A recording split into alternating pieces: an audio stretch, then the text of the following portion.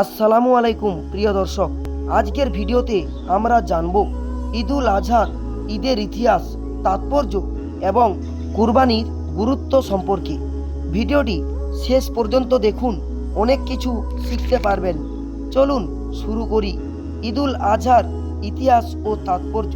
ঈদুল আজহা মুসলিম উম্মাহার দ্বিতীয় বড় ঈদ। এটি মূলত ত্যাগের ঈদ। হজরত ইব্রাহিম আলাইহিসসালাম এর ত্যাগের স্মরণে পালিত হয়। আল্লাহর সন্তুষ্টির জন্য প্রিয় জিনিস কুরবানি করা, এই শিক্ষাই ঈদুল আজহার মূল শিক্ষা। কুরবানির গুরুত্ব ও ফজিলত। কুরবানি করা মুস্তাহাব, অত্যন্ত পছন্দনীয় আমল, যা সাহাবাদের যুগ থেকে চলে আসছে। কুরবানির মাধ্যমে আমরা তাকওয়া অর্জন করি, আল্লাহর প্রতি আনুগত্য প্রকাশ করি। কুরআনের আয়াত, তোমাদের কুরবানি গোশত বা রক্ত আল্লাহর কাছে পৌঁছায় না, বরং তোমাদের তাকওয়া পৌঁছায়।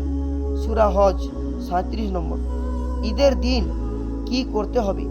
ঈদের আগের রাতে বেশি বেশি দোয়া ও ইবাদত করা। ঈদের সকালে সুন্দর জামা পরে ঈদগাহে বা মসজিদে ঈদের নামাজ পড়া।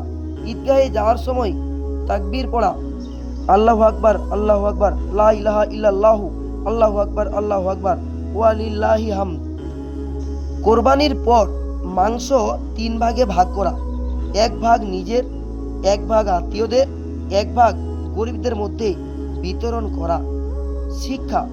ঈদুল আজহা আমাদের শিখায় ত্যাগ, ধৈর্য এবং আল্লাহর প্রতি আনুগত্য। আমাদের জীবনের প্রতিটি কাজেই আল্লাহর সন্তুষ্টি খুঁজতে। প্রিয় ভাই ও বোনেরা, ঈদুল আজহার মাধ্যমে আমাদের জীবন যেন আরো সুন্দর হয়। আপনাদের সবাইকে ঈদ মোবারক। এই ঈদুল আজহার দিন প্রত্যেকটি মুসলমান খুবই খুশি হয় এবং তারা মুক্ত হস্তে এইভাবে দান ধর্ম করে থাকে।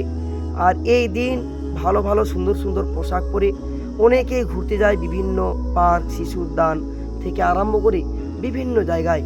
আর যে সমস্ত পশুগুলো কোরবানি করা হয়, সেই সমস্ত পশুদের গোশত 3 ভাগে ভাগ করা হয়।